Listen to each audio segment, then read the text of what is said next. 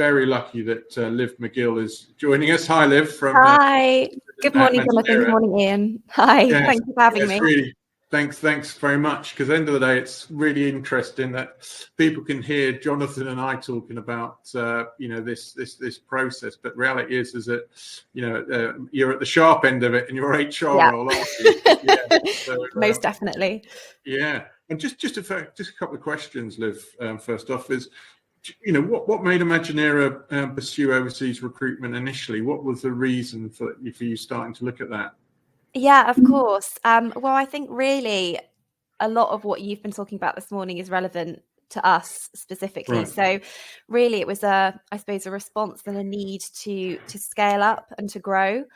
Right. So yeah, just to give you a bit of context about Imaginera's growth. Yeah. So the company was established about 10 years ago, so back in 2013. And we were essentially a startup company with just 2 members of staff, our COO and our CTO, our 2 co-founders. So it was just them back in the early days. Right. And the company just grew extremely quickly.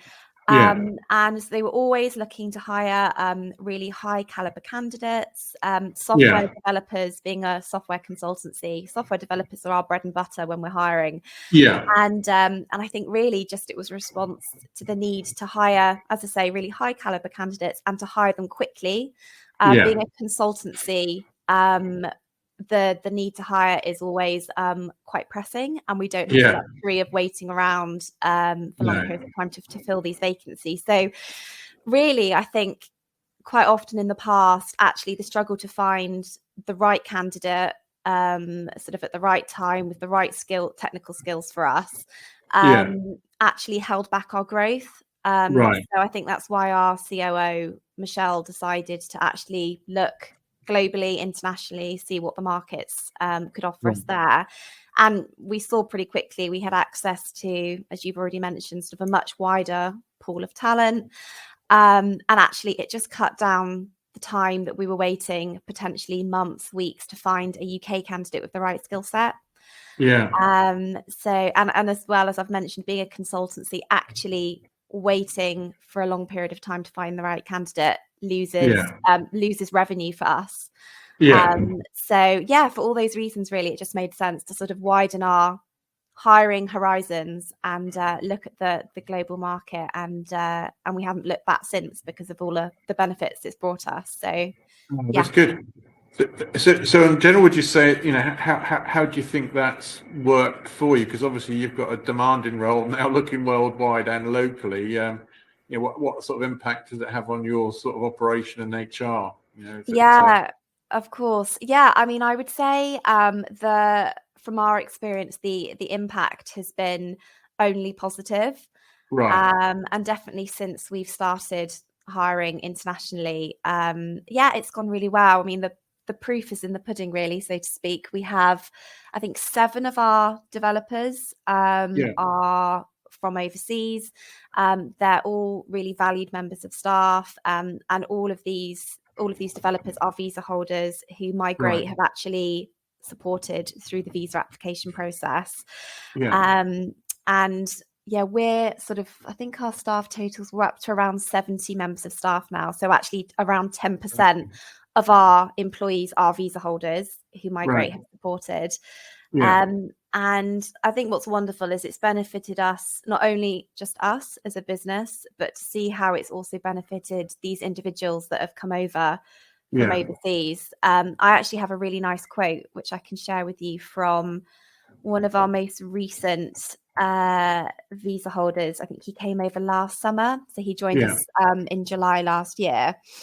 And he's actually passed on this quote saying, Migrate UK's knowledge, guidance and promptness helped my UK visa application process to be effortless and swift. These chaps know their stuff. So that's that's lovely. That's good. Thank you very much for that. That's nice to hear, isn't it? I think it is life-changing for people, isn't it, when they make that move? And I must admit, all of the feedback that we get from our visa holders and the sort of relationships that they build with the team during the process it's always really warm. So Okay, yeah, that's it's nice lovely. to hear. That's nice to hear. Thank you very much. And if you were now put in the shoes of, giving advice to other HR managers or leaders in terms of starting off overseas recruitment, is there anything any tips you would give, Liv, to make the process work smoothly? In terms of, I don't know, orienting people when they suddenly turn up in Oxfordshire, in terms of what helps settle people in? Yeah, of course. Well, I think in terms of, I suppose advice to any companies that are looking to start doing this and start looking for talent overseas. From our own personal experience, I think we actually started this journey without any professional guidance or support initially. So I know our COO, Michelle, I think it was round about back in 2018 when we looked to bring on our first visa holder. We tried to do it independently. So we went through the process to gain a sponsor license ourselves, but actually this failed. And it was only when we subsequently reached out to Migrate UK for help that we actually managed to get that sponsor license application process approved.